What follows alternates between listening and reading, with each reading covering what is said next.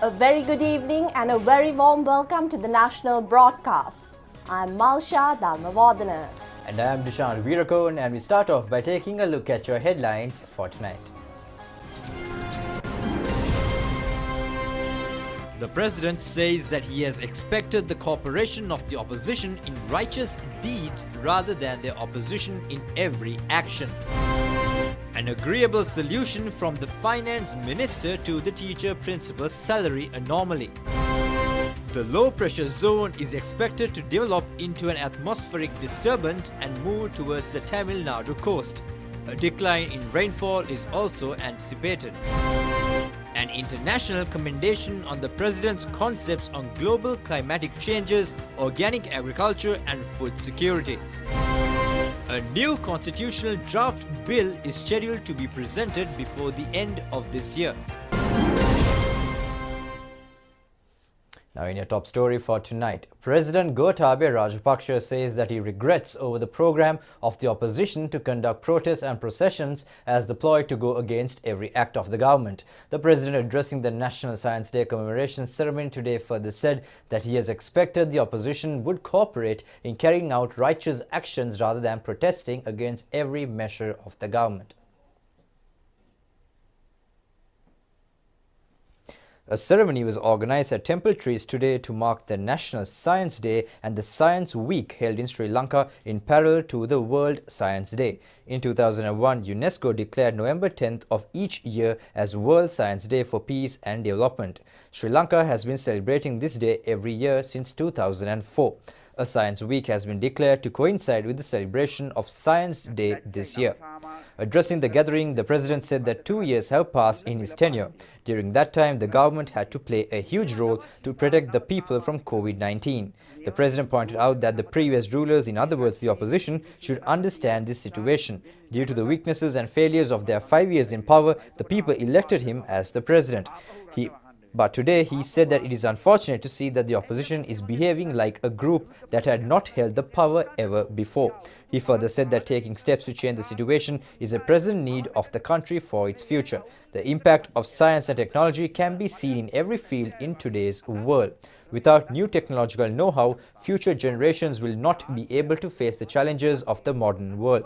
Recognizing this, the President emphasized the urgent need for educational reforms to build a future generation equipped with advanced technology. The technology and innovation in the country has experienced a revival due to the government's implementation of the program aimed at a technology-based society in accordance with the Vistas of Prosperity and Splendor policy statement. As a result, Sri Lanka, which was ranked 101st in the Global Innovation Index 2020, was ranked 95th out of 132 countries in 2021.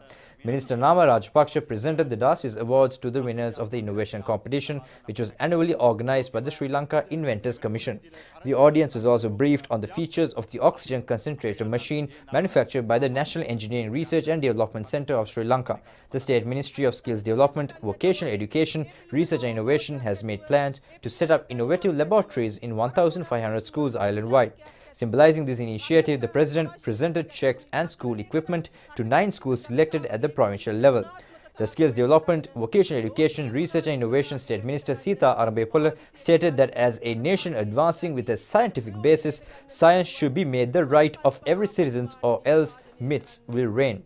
In his speech, Minister Nama Rajapaksa pointed out that the potential to strengthen the country's economy by encouraging inventors and to make the public service more efficient by using new technology. The minister also spoke about future programs to make public services more efficient, such as the e-Grama Seva scheme and the digital identity card. State Minister Vijitha Berugoda, ambassadors and foreign representatives, secretaries to the ministries and other officials were also present at this occasion.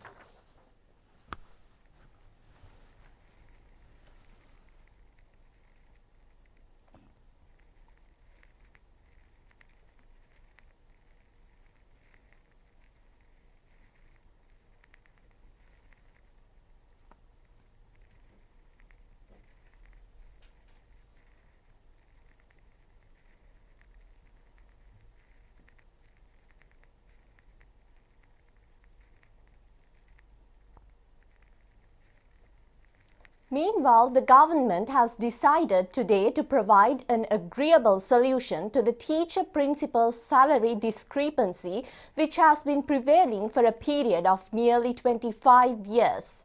Minister of Finance Basil Rajapaksa has agreed to provide in one installment through the upcoming budget the one-third portion of the amount which the unions have requested to hand them over in 2 occasions.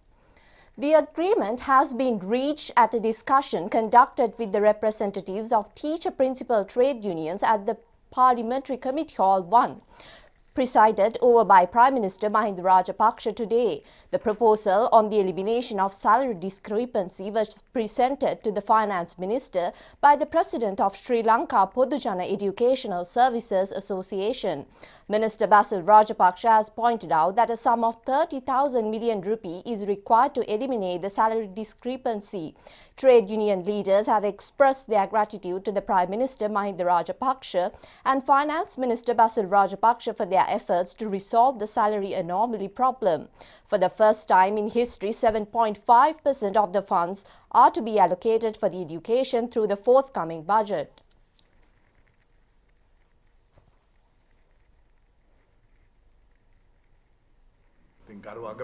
Finance Minister Basil Rajapaksa said that Prime Minister, the Education Minister and Auditor General have recommended to approve the proposal. The Minister have also said that the aim is to provide an education to the children.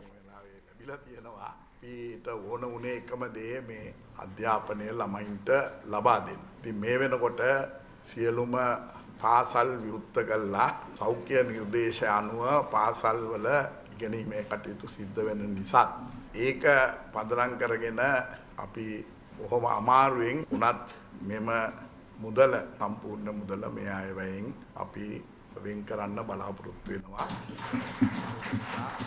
මේ මුදල එකවර සියලුම මේ වැට්ටු විෂමතාවයක් විසත් මම නැවත කියනවා විෂමතාවයක් දුරු කිරීමක් අර වැට්ටු වැඩිවීමක් නෙවෙයි එහෙම වුණොත් වැඩිවීමක් කියලා කියන්න ගියොත් අපිට ලොකු ගැටලුවකට වෙනවා. අපි ස්තුතිවන්ත වෙනවා මුදල් ඇමතිතුමාට මේ ඔබතුමන්ලාගේ ඉල්ලීම ඉටු කිරීම පිළිබඳව.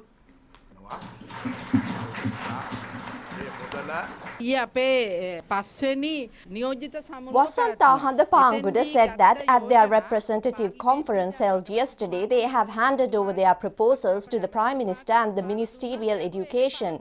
They have requested to hand over in one installment the sum approved by the Cabinet. යෝජනා කරපු කැබිනට් අනුමැතිය ලැබපු වාර්තාවේ තියෙන ඒ වැටුප් ක්‍රමය එක සැරේ එකම අධ්‍යයනකින් දෙන්න කියන යෝජනාව තමයි අපි ඉදිරිපත් කළා තිබුණේ.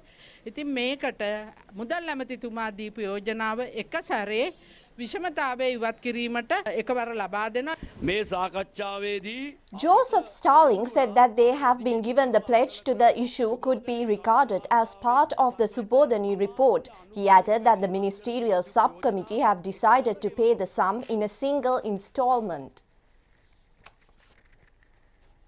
Now, people in many areas in the island are being subjected to severe difficulties as a result of the inclement weather condition affecting the island. Many loss of life and destruction of houses and other properties have been reported due to floods and earthslips. The Department of Meteorology forecasts that the low-pressure zone located in the southeastern Bay of Bengal sea area is expected to develop into an atmospheric disturbance within the next 36 hours. It is also believed that this will travel in a western and northwestern direction and leave the island along the coast towards the beach of northern Tamil Nadu. Due to the impact of the low-pressure conditions, many areas in Sri Lanka are expected to receive intermittent rain or thunder showers. According to the meteorology report, certain locations in the northern, north-central, northwestern and western provinces may receive rainfall of around 150 millimeters. Daily routine of people have been obstructed due to intermittent heavy rainfall lashing on the western slopes of the central highlands. Engineers in charge of reservoirs of Kasuri and Mausakale say that the water levels in these tanks are nearing the spill level. The Vimla Surendra reservoir is overflowing continuously. 3 sluice gates each of the Canyon and Lakshapan reservoirs remain open. Water level in the Kalani River has also gone up substantially. It has also been reported that vehicle transport on the Hatton-Bagawantalawa and Hatton-Norelia main roads are being restricted to a single lane due to falling of earth mounds in several places. A foggy condition has also been witnessed in several locations in the Hatton-Norelia and Hatton-Colombo main roads this morning, along with heavy rainfall. Our correspondent says that this has also caused obstructions on motor traffic. Meanwhile, a youth who went on fishing near the sluice gate in Randanigala has disappeared after falling into the water flow. The sluice gates in the Randanigala reservoir open automatically and continue to remain open in times of heavy rainfall. As a result, large numbers of dead fish are seen on the surface of the Randanigala waters. The victim who has disappeared was catching fish in the dangerous zone. Divisional Secretary of the Pannal Divisional Secretary Division Samantha Vikramaratna Bandara says that 277 families have been displaced due to floods. Bodies of the father and son remained missing due to the fall of a soil mountain on a house in Pussella, Devalagama in Kegal have been unearthed this afternoon. Soldiers of the army camp in Kegal have detected the remains. The deceased father was 70 years old and the son 32 years old. It has also been reported that nearly 200 tanks in Vaunia are also overflowing due to bad weather conditions. As a result, many low-lying areas are under water. 93 families have been affected due to overflowing of the Mahavilachya River in Anuradhapura. Many rural roads have also been flooded. Our correspondents say people who are behaving carelessly and without security precautions at places where reservoirs are overflowing were noticed. Scenes of elephants storming villages due to the filling with water of their habitats have also been observed. More than 1,000 members in 347 families in the Divisional Secretariat Divisions of Mahavilachya, Nochagama, Rajangane and Tamutegama Divisional Secretariat Divisions have also been displaced.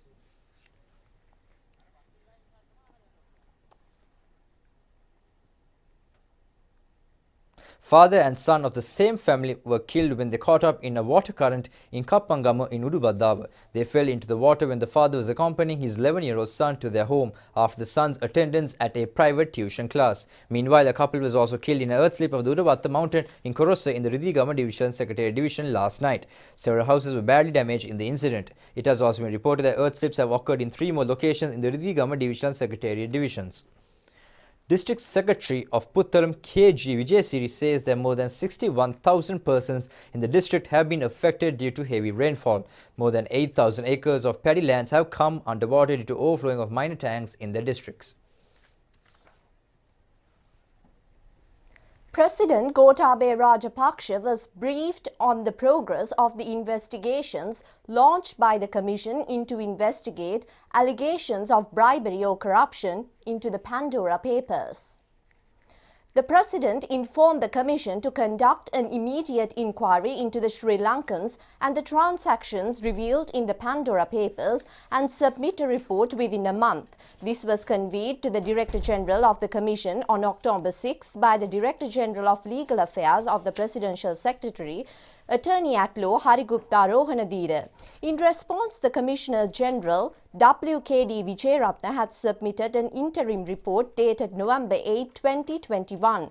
The Director General of the Commission to investigate allegations of bribery or corruption has informed that the various banks and financial institutions have been requested to submit reports containing the bank account details of Thirikumar Nadeshan and currently being received. As the investigation has not been completed, the final report will be issued after further scrutinizing the call reports and other relevant investigations are carried out. Meanwhile, President Gotabaya Rajapaksa emphasizes the importance in building international cooperation for global food security. The President made these remarks while taking part in an interview hosted by Chief Scientist of the Centre for International Forest Research of World Agroforestry, Dr. Fergus Sinclair, held in parallel to the COP26 summit. It's a huge privilege to be able to take a few minutes out of the frenetic activity at the United Nations Framework Convention on Climate Change, COP26, here in Glasgow, to talk with you about linkages between agriculture and climate change. Firstly, could I ask you how agriculture and food systems are linked to climate change, mitigation and adaptation, and what implications this has for national policy? A considerable amount of greenhouse gas emissions come from agriculture.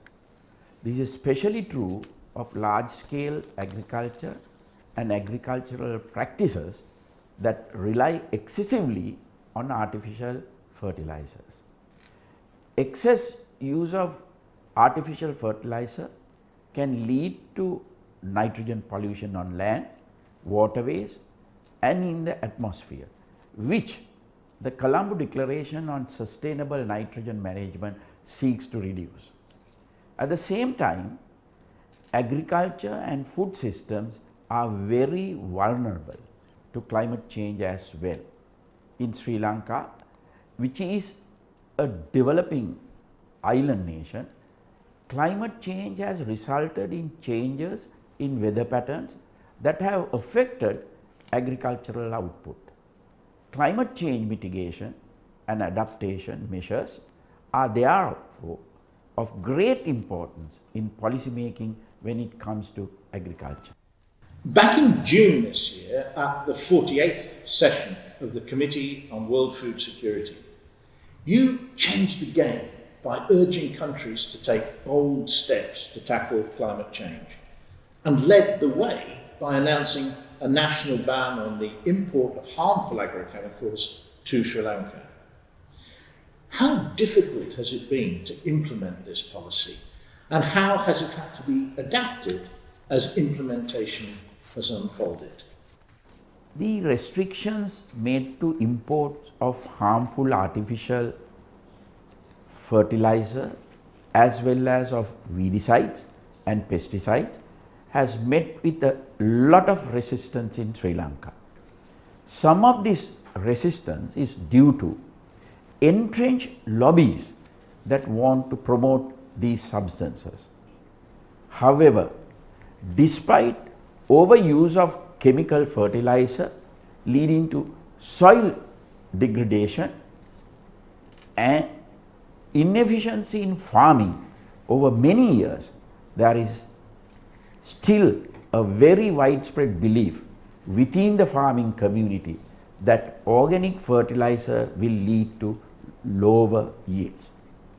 For this reason, there is a lot of resistance coming from the farming community against the restriction of these imports, even though such restrictions are better for human health as well as the health of the planet. Now, you have seen that so far 27 countries and 35 organisations have listened to your call to action and signed a declaration of commitment to transform food systems through agroecology. What advice do you have for this new coalition to ensure that it gets beyond talking about the problems of agriculture and climate change to start acting at scale to tackle them? I am very glad that more countries are acting to transform food systems through agroecology. I strongly believe that such urgent action is essential to make global food systems more sustainable, which will also increase food security, which is a major concern for most countries. However, I am firmly of the belief that there is a lot more scope for international cooperation in this regard. Countries with more developed agricultural systems can do more to share the technologies they use and to support developing countries that are trying to improve the quality of their food systems through agroecology. I hope that more such support will be forthcoming in the future as more and more countries start to see the importance of sustainable agriculture globally. You're watching the national broadcast and we continue with more local stories. Prime Minister Mahinda Rajapaksa said it is hoped to complete the drafting of the new constitutional draft bill before the end of this year.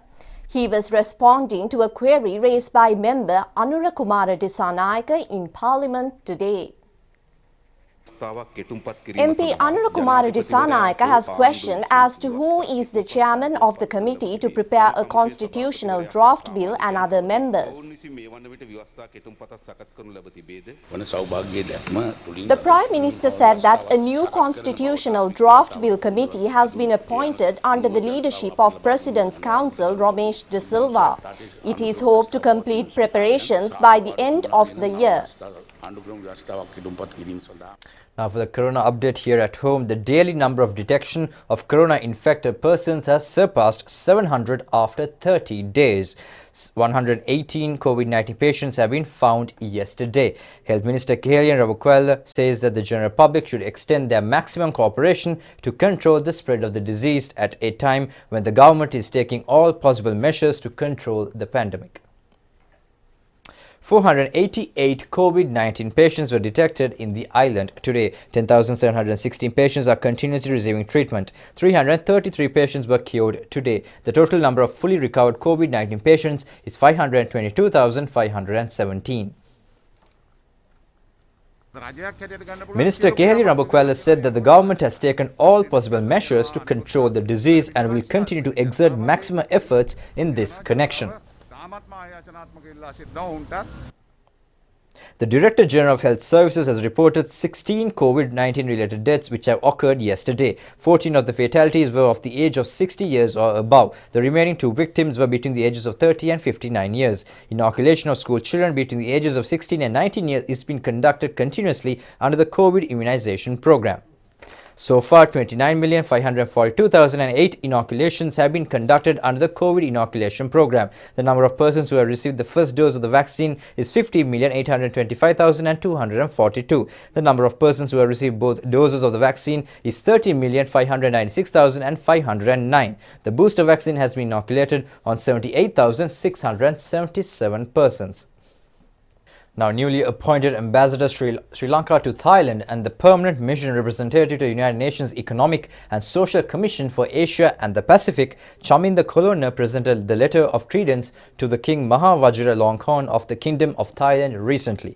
The ceremony was held at the Amber Villa Dusit Palace in Bangkok. The King Maha Vajiralongkorn extended best wishes to the President Gotabaya Rajapaksa and recalled strong long-standing relations with Sri Lanka. While congratulating Sri Lanka's newly appointed ambassador Chaminda Kolonna, the King Maha Vajiralongkorn assured fullest support of the kingdom in discharging her official duties and fulfillment of the mission.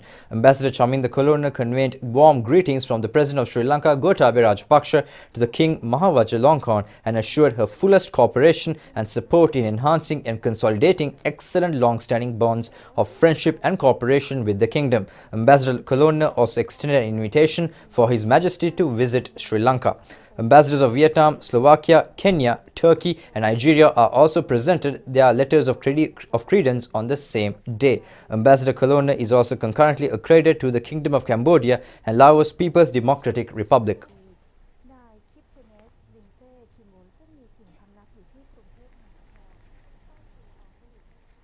Minister Mahindananda Alutgamage is reported to have filed a complaint against parliamentarian Patale Champaka Ranawaka.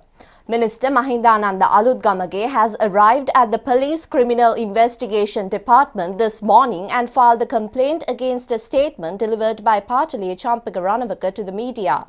Mr. Ranawaka was alleged to have stated that the Minister Alutgamage and State Minister Shashendra Rajapaksa were engaged in a financial fraud when importing nano-urea fertilizer into the country. Minister Alutgamage has pointed out that Sri Lanka has not imported nano-urea fertilizer by any means. He has added that the legal action will be taken against Ranawaka if parliamentarian fail to provide an appropriate response regarding the complaint. Minister Mahindananda Alutgamage said that he is taking this decision at the juncture on behalf of the farmers. The fertilizer companies may be involved in filing cases. The minister has challenged parliamentarian Champaka Ranawaka to file any evidence of a fraud to the CID if he has any grain of doubt in the deal.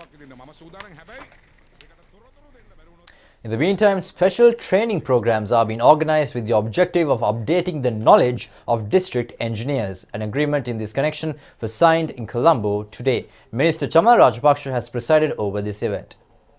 Secretary to the Ministry of Home Affairs H.M. Chitrananda and Executive Deputy Chairman of the INSEE Cement Company Jan Koenig have signed the agreement on behalf of the two parties. According to the pact, state engineers in every district are scheduled to be incorporated in special training programs being conducted by the INSEE company. Minister Chamal Rajapaksa said that the development of the country depends on the engineers. He added that services of foreign engineers will not be obtained. The minister further said that the program being carried out today allowed the opportunities to encourage them and enhance their knowledge as well as to share their experiences. Minister of Mass Media Dallas Alahaperuma says that Sri Lanka Department of Post is not included in the list of corrupt state institutions. He made these remarks declaring open the new sub-post office of the Western Provincial Council today. It has been established in the Western Province Office Complex in Densil Kubbakaduwa in Thalangama.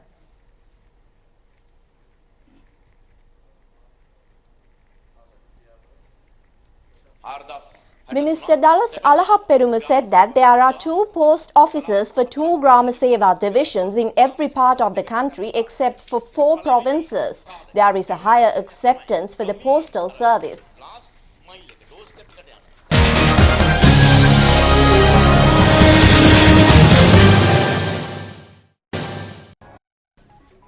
Welcome back. Now in sports, the second match of the four-cornered Prime Minister Mahinda Rajapaksa Trophy International Football Tournament has ended in a draw today. The match was conducted between the Bangladesh and the Seychelles team. It was an evenly contested encounter at the Colombo Racecourse grounds. In the 17th minute of the match, the Bangladesh team has secured its first goal. However, in the second round, the Seychelles team has also recorded the goal. As a result, the match was ended in a 1-all draw.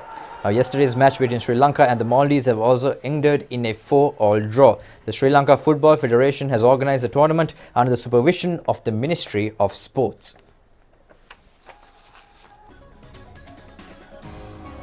Well, that's a wrap of tonight's Primetime News Bulletin here at Rupavahini ChannelEye. And until we meet again next time, do take care, stay safe and good night. Good night.